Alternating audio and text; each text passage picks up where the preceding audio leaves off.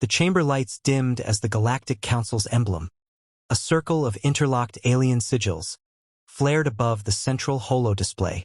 Captain Alara Vex stood rigid in the observation gallery, her knuckles whitening around the railing. The air smelled of ionized metal and the faint, cloying musk of the Zorati delegates beside her. She didn't blink. She couldn't afford to.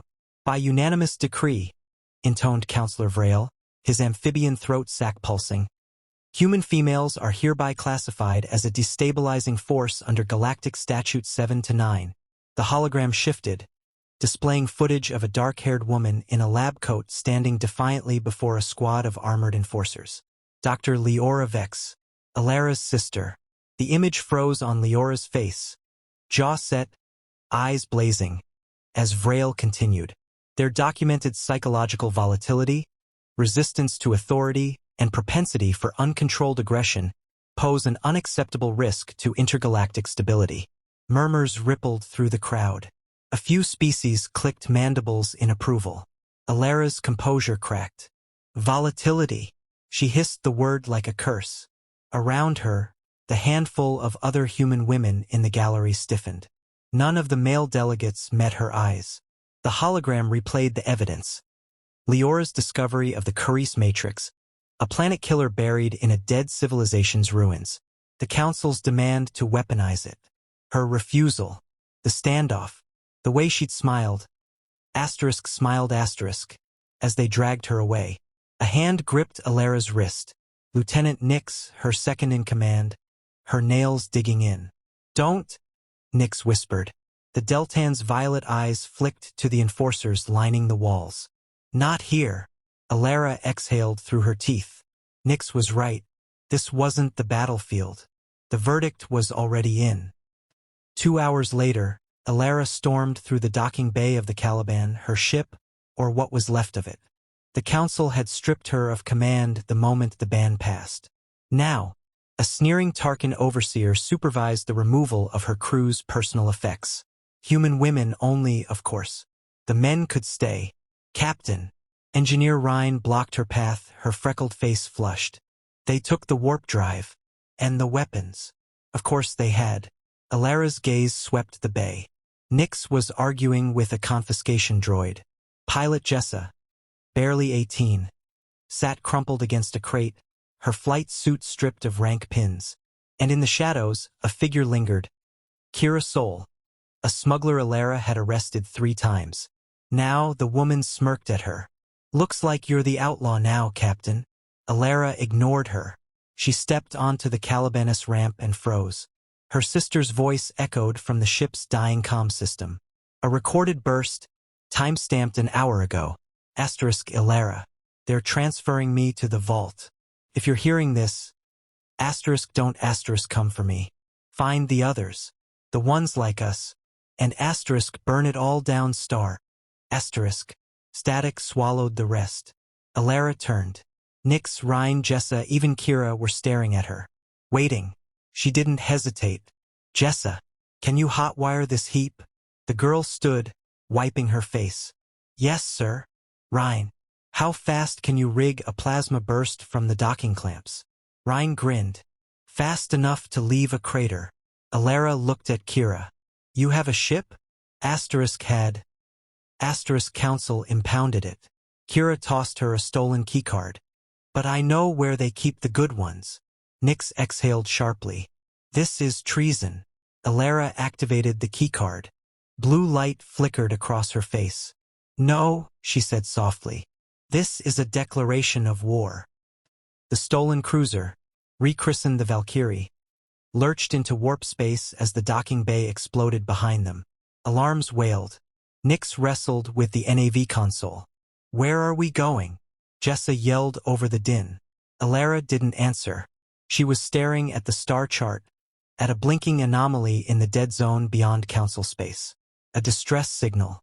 Old. Human. And it was calling her name. The Valkyrie shuddered as it tore free of warp space, its stolen engines whining in protest. Alara gripped the command console, her knuckles white against the flickering star map. The distress signal pulsed ahead. A derelict station orbiting a dying star, its hull scored with ancient battle scars. Human design, Rhine muttered, her fingers flying over the engineering readouts. Pre-council, maybe even pre-exodus. Nyx leaned in, her Deltan eyes narrowing. No life signs, but there's power, residual, erratic. Kira, already suited up with a plasma cutter slung over her shoulder, snorted. So it's a tomb. Perfect. Alara ignored her. Something about the station's silhouette tugged at her memory. Stories from the first colonies, whispered in the dark. She turned to Jessa. Take us in slow. No active scans. If the council's listening, I want us to be ghosts. The Valkyrie glided into the station's shadow. Up close, the damage was worse. Entire sections had been sheared away, the metal twisted as if by something colossal. Jessa docked them with a graceless thunk, and the airlock hissed open to stale, metallic air. Alara stepped inside first, her rifle's beam cutting through the gloom. The station groaned around them, its corridors littered with debris. Broken terminals, shattered cryopods, and the occasional skeletal remains still clutching rusted weapons. Then she saw the mural. It spanned an entire bulkhead, its colors faded but unmistakable. A phoenix rising from flames, its wings spread over a field of stars. Beneath it, a single word remained legible. Vigil. Rhine sucked in a breath. This was one of theirs. Alara didn't need to ask who they were. The Vigil had been Earth's last stand. A fleet of warships and scientists who'd refused the Council's protection a century ago. They'd vanished, or so history claimed. A clang echoed deeper in the station. Nyx's pistol snapped up. Not as empty as we thought. They moved as one, weapons raised, toward the station's heart. The central chamber was a graveyard of dead terminals, and at its center, a single active pod, its glass frosted with age. Inside, a woman floated in preservation gel, her dark hair drifting like ink. Alara's breath caught.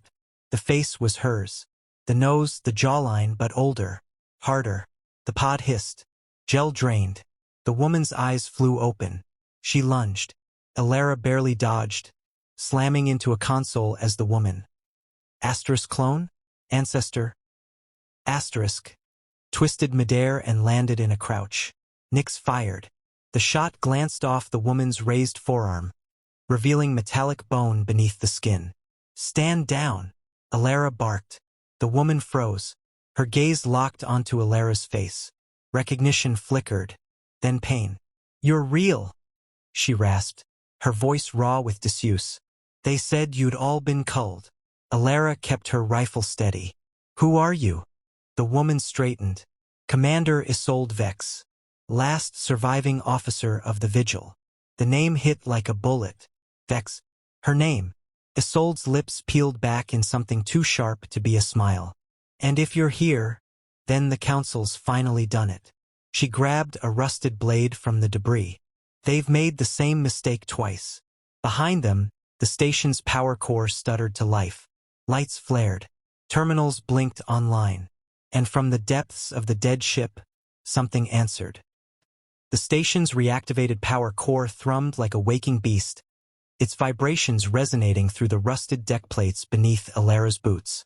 Isolde moved like a ghost through the flickering emergency lights, her augmented limbs whirring softly as she led them deeper into the derelict's heart. The air tasted of ozone and ancient dust, each breath carrying the weight of forgotten centuries. Move faster, Isolde snapped, her voice carrying the clipped cadence of a woman who'd spent too long giving orders to dead crew. They'll have detected the power surge. Kira's plasma cutter flared as she welded shut a corridor behind them. Who exactly is they? The answer came not from Isolde, but from the station itself. A deep, resonant pulse echoed through the metal walls, the unmistakable signature of a Council warship dropping out of warp. The Valkyrie's comms crackled to life with Jess's panicked voice. 3 cruisers just appeared on scopes. They're launching drones. Alara's fingers dug into the grip of her rifle. The timing wasn't coincidence. They'd been expected. Isolde slammed her palm against a sealed bulkhead, revealing a hidden chamber beyond. The vault beyond glowed with eerie blue light, illuminating row upon row of cryopods, each containing a woman in military garb, their faces eerily similar to Isolde's. To Alara's. Project Phoenix, Isolde said, her augmented eyes reflecting the cold light. The last gift from Earth's brightest minds before the Council burned them. She moved to a central console, her fingers flying across archaic controls. Genetic templates. The perfect soldiers. Banned. Hidden. Waiting. Nyx's pistol wavered between the pods and the corridor behind them. Your clones. Backups, Isolde corrected. She threw a switch. Pods hissed open in unison. And now, sisters. Alarms shrieked as the first explosion rocked the station. Dust rained from the ceiling as the awakened women, 30 identical warriors, rose from their long slumber. Their movements synchronized like a deadly ballet. They reached for weapons lining the walls with practiced ease. Alara's comm buzzed. Ryan's voice came through strained. We've got boarders in Sector 7. Their static swallowed the rest. Isolde tossed Alara a pistol with a mother-of-pearl grip. An antique from another age. The Council fears nothing more than what they cannot control. Her smile was all teeth. Let's remind them why. The first Council drone rounded the corner just as the awakened soldiers opened fire. Plasma bolts tore through the mechanical scouts in a storm of blue fire, but the real threat came behind them, armored enforcers in the Council's silver and black, their faceless helmets scanning the chamber. Alara didn't hesitate. She put 3 rounds through the lead enforcer's visor before he could raise his weapon. The awakened soldiers moved with terrifying precision, their augmented limbs making short work of the initial wave. But more kept coming. They're hurting us, Nyx shouted over the gunfire, her Deltan eyes tracking movement on the thermal scanner. Pincer formation. Isolde barked a command in a language that shouldn't have existed anymore. The awakened soldiers reacted instantly, falling into defensive positions. One took a plasma burst to the chest and kept fighting, her synthetic flesh burning away to reveal the alloy skeleton beneath. Kira grabbed Alara's arm. Your ship's our only way out, and it's about to be space dust. A massive explosion shook the station. The ceiling groaned. Isolde didn't flinch. There's another way. She slammed her fist against the console. The floor beneath them shuddered, then began descending, a massive elevator plunging into the station's depths. The chamber that revealed itself took Alara's breath away. Docked in the cavernous space beneath the station floated a ship unlike any Council design. Sleek, predatory, its hull shimmering with some sort of adaptive camouflage. Dozens of smaller fighters clustered around it like pilot fish around a shark. The Vigil's last gift, Isolde said. The Aeterna, and her sisters. Another explosion rocked the station. Conduits burst overhead, spraying coolant like arterial blood. Go! Isolde shoved Alara toward the ship. Take your crew and the first wave. We'll hold them here. Alara's protest died in her throat. There was no time. Nyx was already dragging Jessa toward the nearest fighter while Ryan worked frantically at the Aeterna's docking ramp. Kira lingered, her eyes locked with Isolde's. You knew this would happen, Kira accused. Isolde's smile was grim. I hoped. She pressed something into Alara's hand, a data crystal that glowed faintly. The coordinates for the others. The Council didn't find all of us. The sounds of battle grew closer. Isolde turned to face the approaching enemies, her augmented limbs humming with pent-up energy. Tell them the daughters of Vigil are coming home. The docking clamps released with a hiss. As the Aeterna's engines roared to life, Alara watched through the viewscreen as Isolde and her sisters stood their ground against the advancing Council forces. The last thing she saw before the station disappeared behind them was Isolde's defiant smile as the first plasma charges detonated. The shockwave sent the Aeterna spinning. Alarms blared. Then space itself seemed to ripple as the ship's strange engines engaged, catapulting them into the void between stars. Silence settled over the bridge. Jessa's hands trembled on the controls.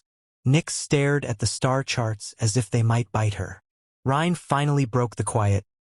Where to now, Captain? Alara turned the data crystal over in her hands. Pulsed softly, like a heartbeat, like a promise. Where else? She input the coordinates. To war. Behind them, the first of the awakened fighters fell into formation, their engines burning like newborn stars against the endless dark.